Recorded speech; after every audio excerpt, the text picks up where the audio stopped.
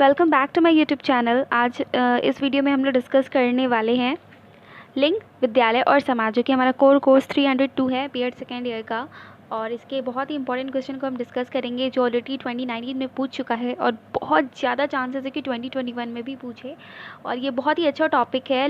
लैंगिक सशक्तिकरण क्या है और भारत में महिला सशक्तिकरण की विवेचना कीजिए, इसे हम डिस्कस करेंगे। हालांकि ये जो क्वेश्चन है वो क्वेश्चन बैंक का है और इसे हमने लिखा नहीं है, लेकिन हाँ, इसे ज़रूर अपने तरीके से समझाने की कोशिश कर सकते हैं ताकि आप लोगों को कोई प्रॉब्लम ना हो और आपको याद भी ना करना पड़े। तो चलिए स्टार्ट करते हैं, लाइन वाइज अच्छे से पढ़ते हैं और डिस्कस करते हैं।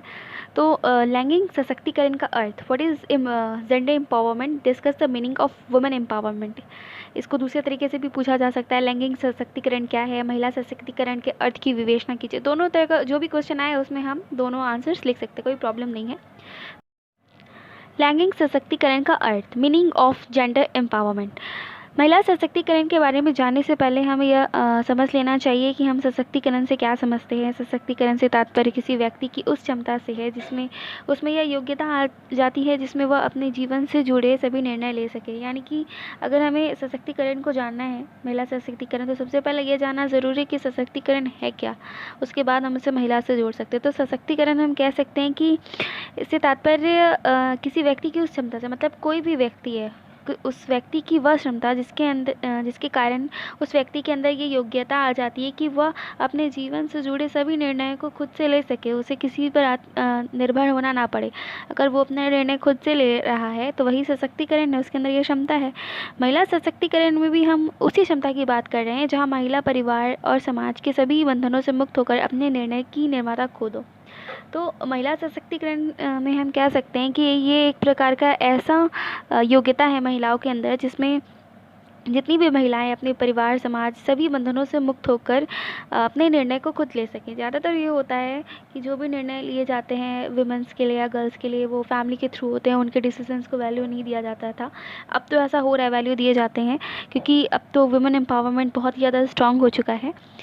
तो यही है। सामान्यतः विद्यार्थी अपने स्कूल में चर्चा करने या कुछ पैराग्राफ लिखने या निबंध लिखने के लिए इस विषय को लेते हैं और यहाँ पे उसका एक बहुत ही अच्छा एग्जाम्पल प्रस्तुत किया गया है। महिला सशक्तिकरण को बेहद आसान शब्दों में परिभाषित किया जा सकता है। इससे महिला शक्तिशाली बनती है, जिससे वे अपने जीवन से जुड़े हर फैसले स्वयं ले सकती है और परिवार और समाज में अच्छे से रह सकती है। पहले क्या होता था, जितनी भी महिलाएं होती थी उन पे जो उनके फादर है या ब्रदर है या उनके हस्बैंड्स हैं, उनके रूल्स एंड रेगुलेशंस वो फॉलो करती थी। लेकिन जब से वुमेन एम्पावरमेंट हुआ है तब से क्या है, उनके अंदर एक क्षमता आ गई है जिससे वे अपनी सभी चीज़ों के सभी डिसीजंस वो खुद से ले सकती हैं, अपने परिवार को भी संभाल सकती हैं, समाज को भी देख सकती हैं। उनके अंदर ये जानकारी आ जाती है कि उन्हें कैसे डिसीजंस लेना है, उसके हिसाब से वो क्या करती हैं, डिसीजंस को लेती हैं और अच्छे से समाज में रहती हैं।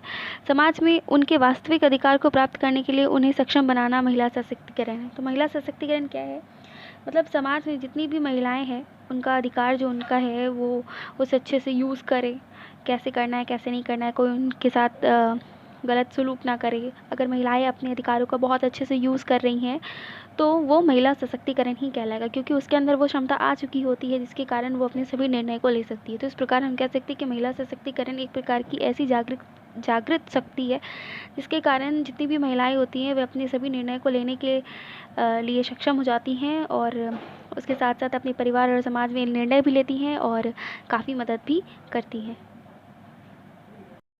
जैसा कि हम सभी जानते हैं कि भारत एक पुरुष प्रधान समाज है जहाँ पे पुरुष का हर क्षेत्र में दखल है और महिलाएं सिर्फ घर परिवार की जिम्मेदारी उठाती हैं, साथ ही उन पर कई पाबंदियाँ भी होती है। सही बात है कि हमारा जो भारत एक पुरुष प्रधान देश है, यहाँ पे जितने भी मेल मेंबर्स होते हैं उनको सबसे पहले रखा गया है और महिला को घर परिवार के अंदर ही रखा जाता है। उनका काम ही बस घर परिवार की जिम्मेदारी को उठाना होता है और बहुत सारे रिस्ट्रिक्शंस के अंदर वो दबी रहती है। भारत की लगभग 50% आबादी केवल महिलाओं की है, मतलब पूरे देश के विकास के लिए इस आधी आबादी की ज़रूरत है जो कि अभी भी सशक्त नहीं है और कई सामाजिक प्रतिबंधों से बंधी हुई है। अर्थात हमारा जो देश है, हमारा जो भारत है, उसमें लगभग 50% आबादी क्या है, महिलाओं की है। ठीक है, और मान लीजिए उस 50% आबादी में जो महिलाओं की है उनको शिक्षित नहीं किया गया, उनको रिस्ट्रिक्शंस में रखा गया, तो क्या हमारा देश डेवलप करेगा? कभी भी नहीं कर सकता है।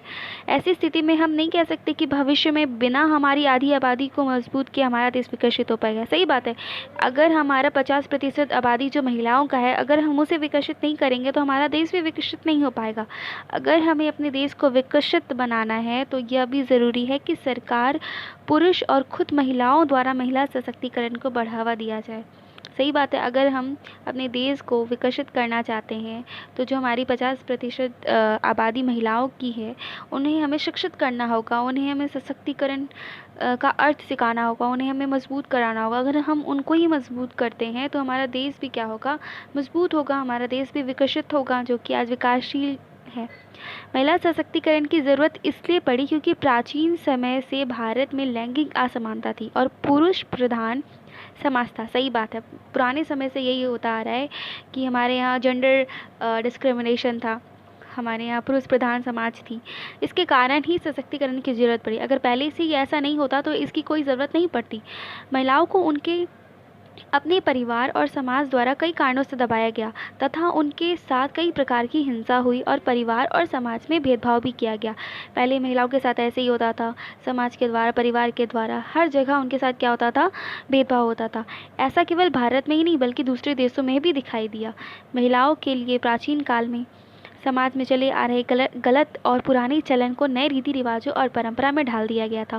पहले क्या होता था? महिलाओं के साथ जो कुछ भी किया जाता था, जो कुछ भी बर्ताव किया जाता था, धीरे धीरे उसे क्या किया गया? एक परंपरा के रूप में बना दिया गया कि हाँ, यही महिलाओं के साथ होता है, ऐसा ही होगा, यही परंपरा है, ऐसा नहीं करेंगी, वैसा नहीं करेंगी।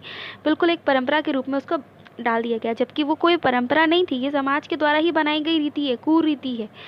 भारतीय समाज में महिलाओं को सम्मान देने के लिए माँ, बहन, पुत्री, पत्नी के रूप में महिला देवियों को पूजने की परंपरा है। लेकिन इसका यह कोई मतलब नहीं है कि महिला को पूजने भर से देश को के विकास की ज़रूरत पूरी हो जाएगी। आज ज़रूरत है कि देश आधी आबादी यानी महिला का हर क्षेत्र में सशक्तिकरण किया जाए, जो देश के विकास का आधार बनेगी। हमारी 50% जो आबादी है वो महिलाओं से है और 50 जो है वो पुरुष से है। जब पुरुष विकसित हो रहे हैं तो महिलाओं को भी विकसित करना है। अगर ये दोनों विकसित होंगे तो हमारा समाज भी, हमारा जो देश है वो भी विकसित होगा।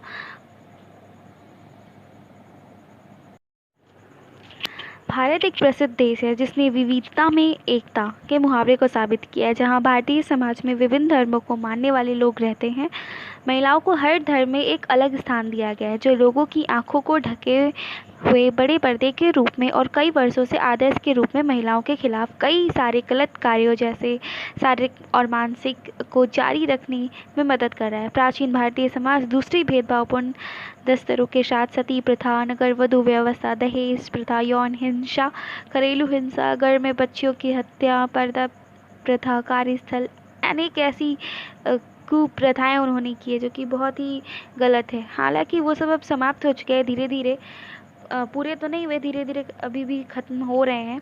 और अगर महिला को सशक्तिकरण किया जाए, उनको समझाया जाए कि कितना ज़रूरी है महिलाओं का सशक्तिकरण होना, अगर वो उन्हें ये चीज़ की जानकारी हो जाती है तो कंफर्म है कि ऐसा हमारे साथ भविष्य में कभी भी नहीं होगा। तो आई होप आपको महिला सशक्तिकरण के बारे में एक इम्पॉर्टेंट शॉर्ट नोट्स मिल गई हो, और this will help you for your exams to make your notes and to write the answers in your exams. So thank you, and तब तक के लिए stay tuned with me and have a good day.